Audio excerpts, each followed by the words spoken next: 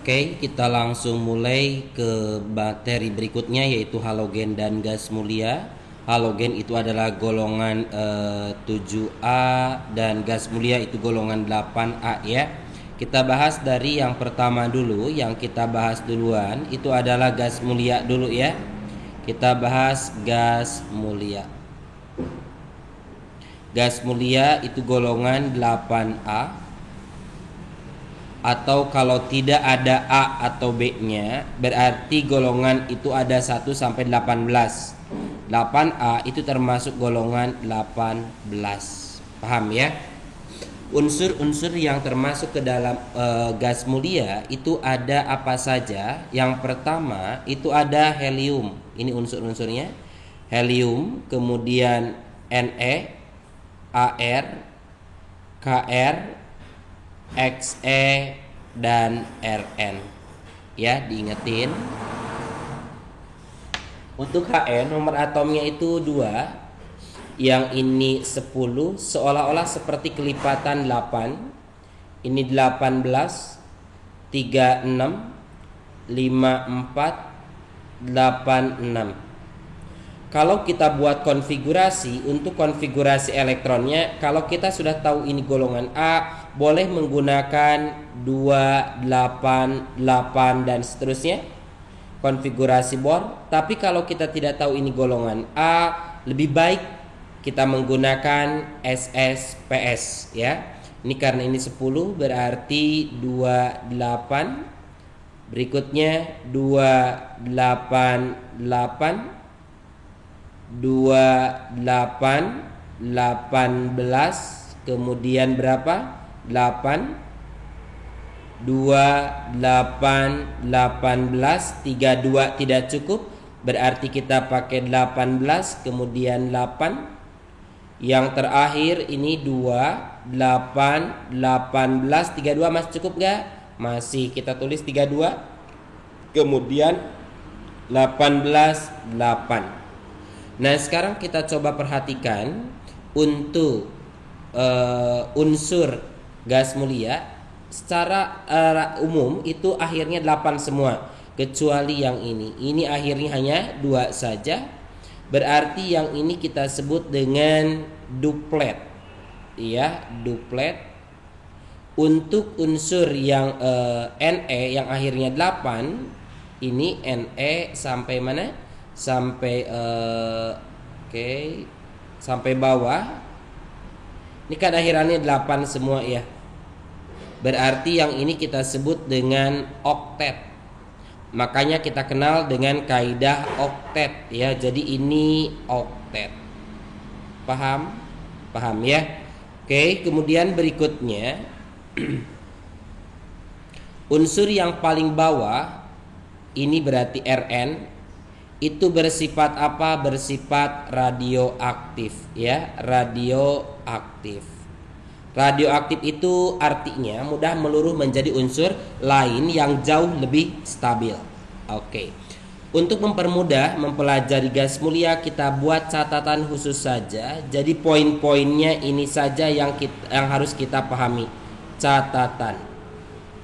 Yang pertama, ingetin. Gas mulia merupakan unsur yang berwujud gas. Jadi yang pertama, gas mulia itu berwujud gas. Ingetin, berwujud ya, berwujud gas. Gasnya yang gimana? Gasnya tidak berbau, tidak berbau, kemudian tidak berasa, tidak berasa, dan tidak berwarna ya, tidak berwarna.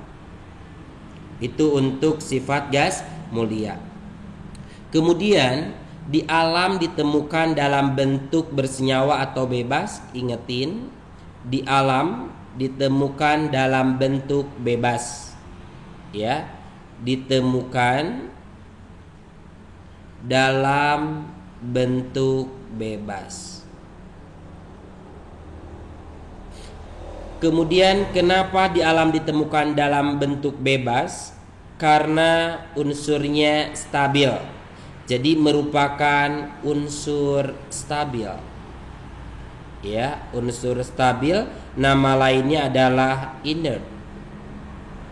Kenapa dia disebut dengan unsur stabil? Karena memiliki konfigurasi yang oktet, ya. Jadi memiliki konfigurasi oktet, memiliki konfigurasi oktet, ya. Karena semua unsur untuk mencapai kestabilan itu harus memenuhi kaidah oktet, ya. Kemudian yang kelima, ingetin yang kelimanya itu apa? Penyusun udara boleh kita kenal dulu. Gas penyusun udara, ya. Tapi bukan gas mulia di sini. Gas penyusun udara. Gas penyusun udara itu diantaranya ada nitrogen. Kurang lebih berapa persen? 78%. Kemudian oksigen berapa persen? 21%. Kalau kita jumlahkan ini sudah 99. Sisanya itu adalah yang lainnya. Jadi lainnya adalah berapa persen? Lainnya itu adalah 1%. Dari 1% ini 0,93% itu adalah argon. Di mana argon ini merupakan salah satu dari gas mulia. Berarti unsur atau gas mulia terbanyak di atmosfer adalah argon. Ingat ini ya. Jadi yang keenam, gas mulia terbanyak di atmosfer. Gas mulia terbanyak di mana? Terbanyak di atmosfer. Di atmosfer adalah argon. Oke. Kemudian yang ketujuh, gas mulia terbanyak di alam semesta, ya. Di alam semesta itu apa? Helium. Ingetin. Oke, helium atau He, ya. Kemudian yang kesembilan, tidak mudah bereaksi. Ingetin, salah satu sifatnya adalah tidak mudah bereaksi, ya.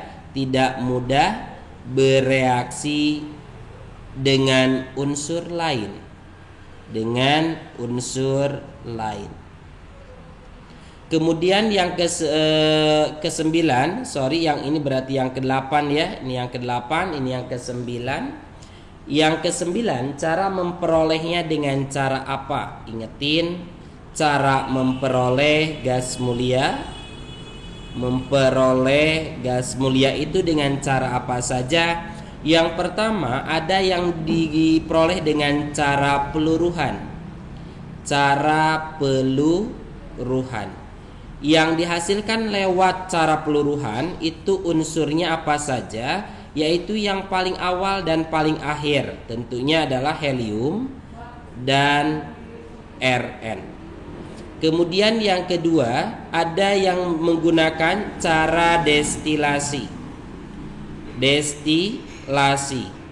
Destilasi, unsur-unsur yang dihasilkan dengan proses destilasi adalah selain, selain apa? Selain He dan Rn. Berarti selain He dan Rn destilasi, kalau peluruhan He dan Rn saja. Terus yang ke-10, ya. Yang ke-10 kita masuk ke manfaatnya. Manfaat dari gas mulia. Setiap unsur tentunya kita harus mengetahui manfaatnya buat apa saja. Yang pertama helium. Helium itu buat apa? Helium itu adalah untuk pengisi balon udara. Ya. Pengisi balon apa? Balon udara. Kemudian selain pengisi balon udara juga digunakan sebagai pengisi tabung selam. Ya. Selain pengisi tabung selam juga ini digunakan untuk pengelasan. Untuk pengelasan.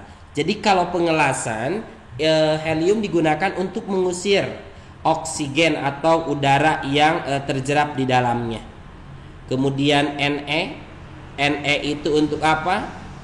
Untuk pengisi, ya, pengisi lampu. Secara umum gas mulia digunakan sebagai pengisi lampu, ya. Ini berarti lampu neon. Kemudian selain untuk lampu juga digunakan untuk pendingin reaktor nuklir. Pendingin reaktor, ya, ingetin, nuklir.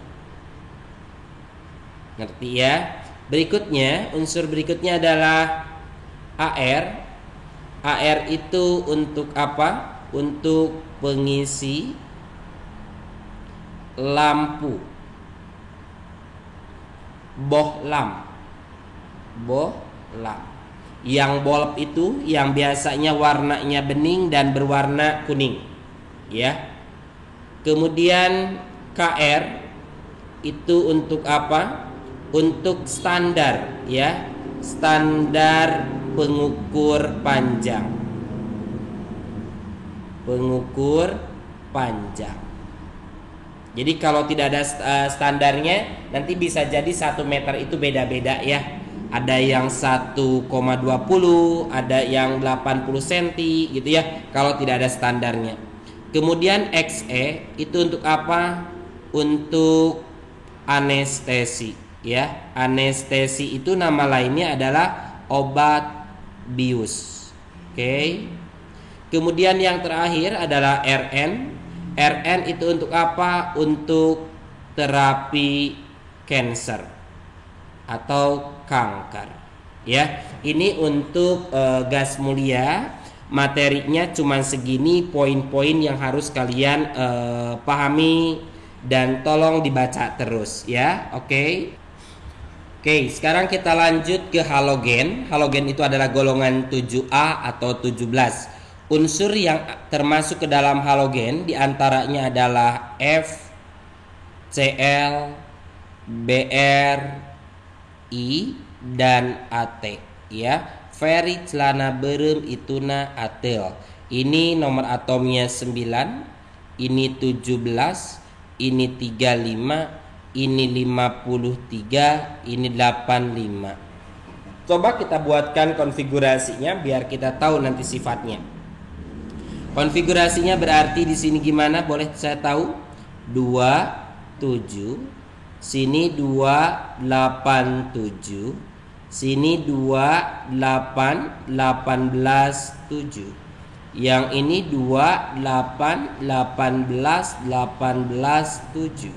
Yang ini 28, 18, 32, 18, 7.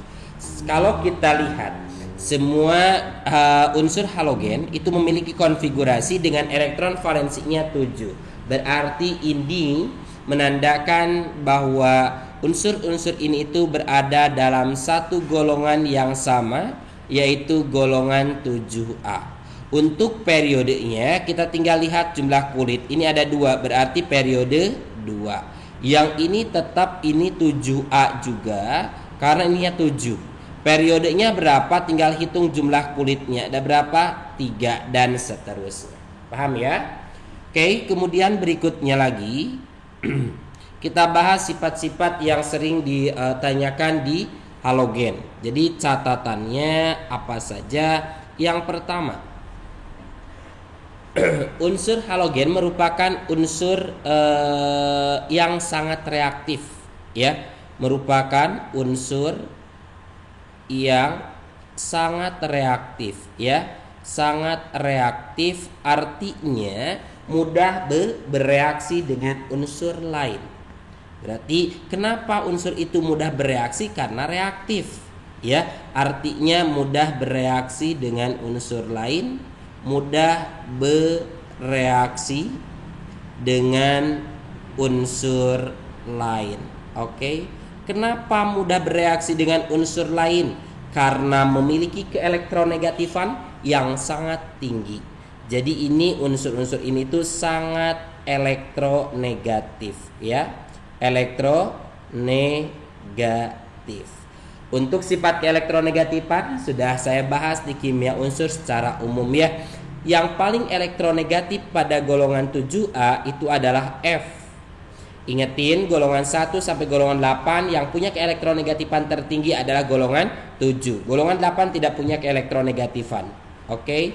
Yang keempat, F itu merupakan unsur paling elektronegatif. Merupakan unsur paling elektronegatif ya, elektronegatif. Kemudian berikutnya lagi yang kelima, di alam ditemukan dalam bentuk senyawa ya. Jadi di alam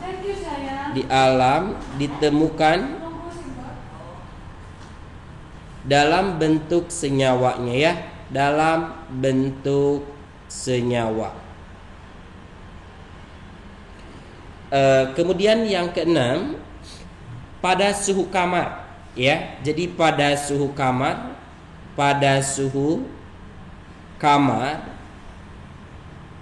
berbentuk diatomik ya, berbentuk diatomik.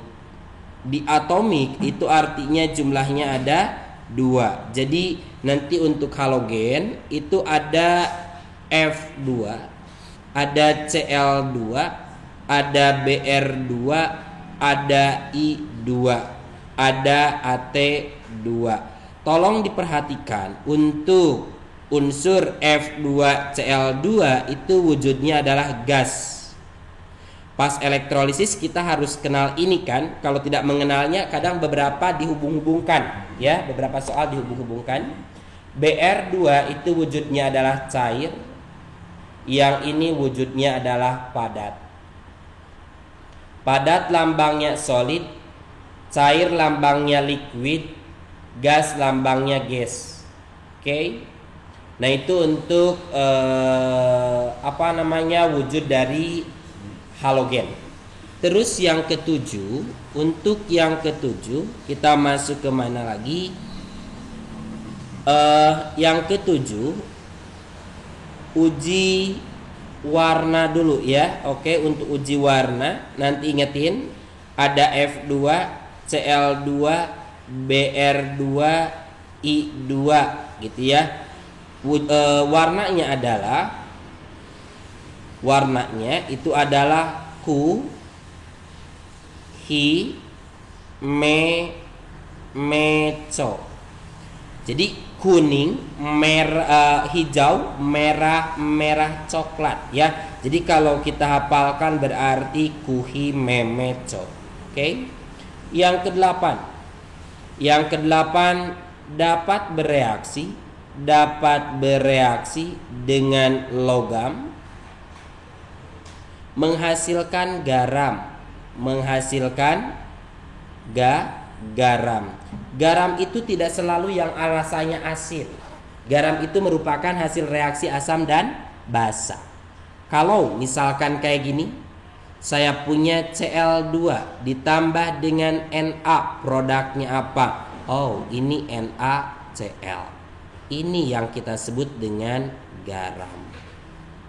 Tapi tidak hanya itu saja. Misalkan ada I2 ditambah Mg juga, berarti jadi apa? MgI2. Ini pun sama, ini garam. Paham ya? Oke, berikutnya kita masuk yang ke-9. Dapat bereaksi dengan siapa? Dengan oksigen. Dapat bereaksi dengan oksigen, menghasilkan apa? Menghasilkan oksida asam. Ya. O yang ditempeli oleh satu jenis unsur non logam kita sebut dengan oksida asam. Kalau O yang ditempeli oleh satu jenis logam kita sebut dengan oksida basa. Contoh misalkan kayak gini. Kalau saya punya Cl2 ditambah dengan O2, ini produknya adalah Cl2O7 misalkan. Br2 ditambah dengan O2 bisa jadi apa? Br2O3. Nah, yang ini yang kita sebut dengan oksida asam. Oksida asam. Kenapa disebut oksida asam? Karena O ditempeli oleh satu jenis unsur non-logam. Jadi ini belum menjadi senyawa asam ya. Oke. Kemudian berikutnya yang ke-10. Yang ke-10 dapat bereaksi dengan air. Jadi kalau ini reaksi oksida apa? Oksida asam dan air tambahin H2O, produknya nanti selalu jadi asam oksihalida ya, asam oksihalida. Misal kayak gini, kalau saya punya asam oksinya Cl2O7 ditambah dengan H2O, produknya apa ya? Asam yang ada Cl-nya kan bisa jadi HCl, HClO1, HClO2, HClO3, HClO4. Kita cek di logsnya saja, apakah di sini HClO3, HClO4, HClO2 atau HClO1. Cl di sini biloxnya berapa? O min 2 kali 7 min 14, ini plus 14 bagi 2 berarti di sini plus 7. Di sini pun harus plus 7. HClO berapa yang Cl-nya biloxnya 7? Tentunya HClO4. Cl4 berarti sini biloxnya berapa? 7 juga. Paham ya? Seperti nomor 11, kita masuk kekuatan asam oksi ya. Kekuatan apa? Kekuatan asam oksi. Kekuatan asam oksi halida. Yang paling kuat itu yang mana? Kalau jumlah O-nya berbeda tapi halogennya sama, O terbanyak itu paling kuat. HClO4 lebih kuat dari HClO3, lebih kuat dari HClO2, lebih kuat juga dari HClO saja. Coba diperhatikan. Jadi ini halogennya sama, yang membedakan hanya jumlah O-nya saja. Semakin banyak O berarti semakin kuat. Paham ya? Kemudian kalau O-nya sama tapi halogennya yang berbeda, ingetin yang paling atas itu paling kuat. Jadi HClO4 itu lebih kuat dari apa? HBrO4 lebih kuat daripada HiO4. Jumlah O-nya sama, yang membedakan adalah halogennya. Sini Br, sini I, depan sini adalah Cl ya. Oke. Nah, itu untuk kekuatan asam oksihalida. Yang ke-12. Yang ke-12 kita masuk ke nama senyawa asam oksi ya. Oke. Nama-nama senyawa oksi. Senyawa oksi. Perlu kita tahu juga ya untuk nama-namanya. Andaikan saya punya HClO1, HClO2, HClO3 sama HClO4. Ingetin dua teratas itu it, dua terbawah at. Karena O-nya terlalu sedikit berarti kita tulis hypo. Yang ini berarti hyper. Oke. Yang ini berarti karena depannya ada H berarti kita kasih acid atau asam ya. Asam hipoklorid ya. Yang ini hiponya buang berarti cukup asam klorid saja. Yang ini namanya apa? Asam klorat at. Yang ini namanya apa? Asam hiperklorat atau perklorat. Oke, paham ya? Diingetin. Kemudian berikutnya nomor 13, dapat bereaksi dengan apa? Dengan hidrogen. Menghasilkan apa? Menghasilkan asam halida. Oke. Asam halida berarti kalau ada Cl2 ditambah H2 jadi apa yo? HCl. Misalkan I2 ditambah dengan H2 jadi apa? Jadi HI, ya. Jadi yang ini yang kita sebut dengan asam halida. Asam halida. Oke. Berikutnya lagi yang nomor 14, kita masuk ke mana? Kekuatan asam halida. Kekuatan asam halida. Asam halida mana yang paling kuat? Yang paling bawah itu yang paling kuat. Berarti HI lebih kuat daripada HBr, lebih kuat daripada HCl, lebih kuat daripada HF. Sudah kita kenal juga dari kelas 2. Ingetin, HI sampai HCl ini merupakan asam kuat. Ya, asam kuat. Asam kuat apa saja? H2SO4, HNO3, HCl, HBr, HI, HClO3, HClO4. Berarti HF tidak disebutkan, berarti ini adalah asam lemah. Bisa ya? Kemudian kita lanjutkan yang ke-15, titik didih asam halida. Titik didih asam halida, ya. Titik didih asam halida yang paling kuat, yang paling tinggi titik didihnya siapa? Di sini ingetin, HF lebih tinggi dari siapa? HI lebih tinggi dari siapa? HBr lebih tinggi dari siapa? HCl. Kenapa HF lebih tinggi? Lah, kok ini tidak berurutan? Yang paling atas, paling bawah, baru naik ke atas. Ingatin di dalam HF itu ada ikatan hidrogen. Ini adanya ikatan apa? Ikatan hidrogen. Ikatan hidrogen itu ikatan apa? Adalah ikatan antar molekul. Ikatan antar molekul, oke? Molekul yang di dalamnya terdapat apa? Terdapat H0. Wajib ada NOF-nya.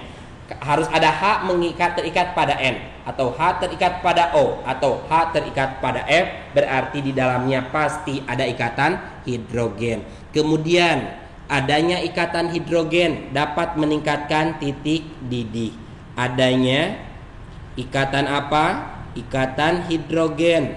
Hidrogen dapat meningkatkan titik didih. Dapat meningkatkan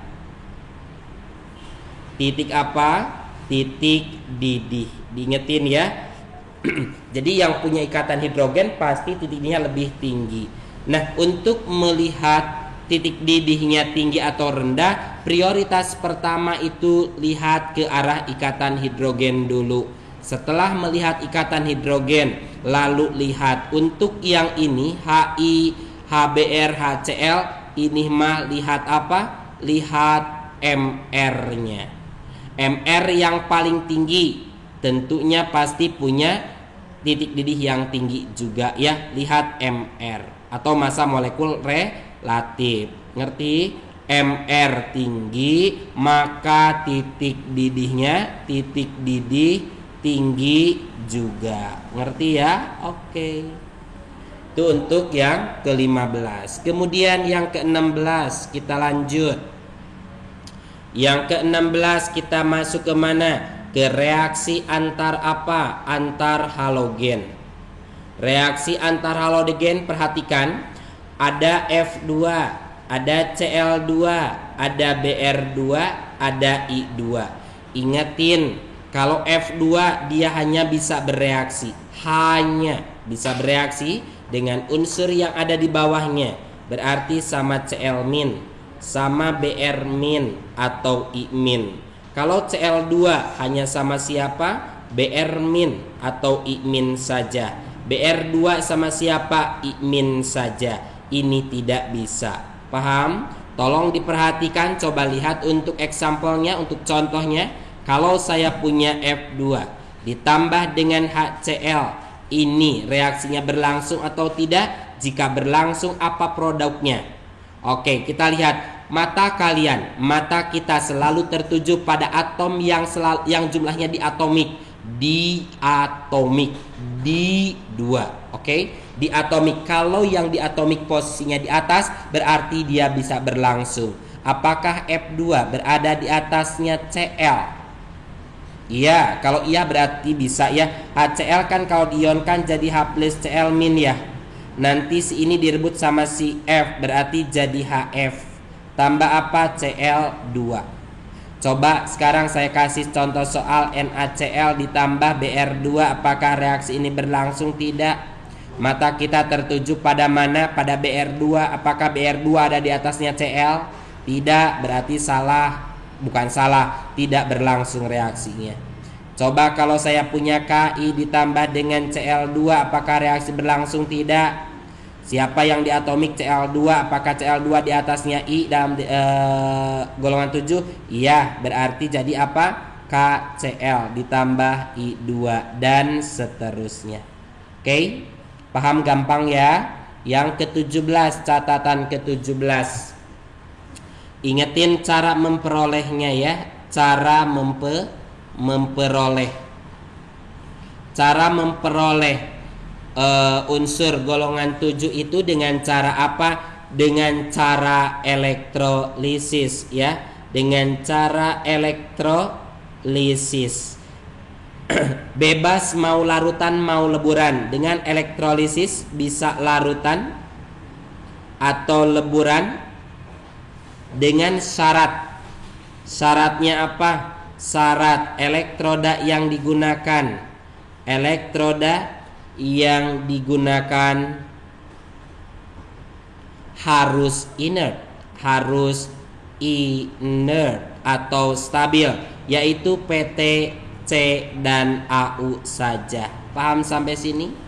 Jadi dengan cara elektrolisis, leburan atau larutan boleh.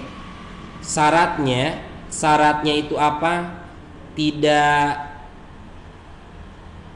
menggunakan elektroda yang lain selain PTCAU ya. Kita ambil contoh soal boleh. Ini untuk contoh soalnya ya. Oke, untuk contoh soal misalkan elektrolisis apa coba? Elektrolisis larutan. Oke. Larutan MgCl2. Kemudian ada juga elektrolisis apa? Elektrolisis misalkan leburan MgCl2. Ini elektrodanya adalah C, ini elektrodanya Cu ya. Beda elektroda, beda wujud. Kita coba sambil mengingat ulang. Langkah pertama untuk elektrolisis selalu mengionkan terlebih dahulu ya. Ini nomor 1, ini nomor 2. Jadi MgCl2 kita ionkan dulu jadi apa? Jadi Mg2 plus ditambah 2Cl min. Tulis katoda negatif, siapa diserang? Tentunya yang bermuatan positif Mg2 plus. Tanya wujudnya larutan leburan. Oh larutan. Lihat deret volta di kiri atau di kanan. Kalau di kiri nggak bisa, kalau di kanan bisa. Oh tentunya di kiri. Berarti ini tidak bisa. Kalau tidak bisa ganti dengan 2H 2O. Wajib padu ain hafal 2H2O tambah 2 elektron menjadi 2OH- ditambah H2. Andaikan kita jilat si wadah ini akan terasa pahit. Oke. Elektrodanya abaikan saja untuk di katoda. Kemudian anoda muatannya positif. Siapa diserang? 2Cl min. Tanya pertama itu adalah apakah ini sisa asam oksi? Bukan. Tentunya harus bisa berlangsung. Sebelum dia bisa berlangsung, cek dulu elektroda yang digunakan stabil tidak? Stabil. Oh iya, berarti ini berlangsung. Tapi kalau elektrodanya tidak stabil, maka ini pun kita coret. Yang berjalan adalah elektrodanya. Karena elektroda stabil berarti ini jadi apa? Cl2. Tambah berapa elektron? 2 elektron. Kita menemukan hasil Cl2. Inilah halogen. Paham? Oke, satu lagi untuk contohnya, yaitu ada apa coba? Ada leburan MgCl2. Leburan MgCl2 kita lihat ionkan dulu. Mg2 plus ditambah 2Cl min. Katoda muatan negatif siapa diserang? Mg2 plus bisa tidak leburan, gak perlu lihat deret volta, langsung bisa saja tambah 2 elektron jadi Mg. Kemudian ada juga anoda positif, siapa diserang? 2Cl min. Tanya, apakah ini sisa asam oksi? Bukan, berarti harusnya jalan. Sebelum dia jalan kita cek elektroda yang digunakan. Stabil tidak? Tidak stabil. Tentunya jika elektroda yang digunakan tidak stabil, selama tidak stabil, selalu elektrodanya yang bereaksi. Berarti Cu. Cu reaksinya gimana? Kan oksidasi, anoda oksidasi. Bilok harus naik. Berarti jadi apa? Cu2 plus. Tambah berapa elektron? 2 elektron. Cukup paham? Sampai segini materi yang bisa saya sampaikan. Mudah-mudahan semuanya bermanfaat. Mudah-mudahan ini bisa membantu kalian dalam mempelajari kimia unsur. Terima kasih semuanya. Assalamualaikum warahmatullahi wabarakatuh.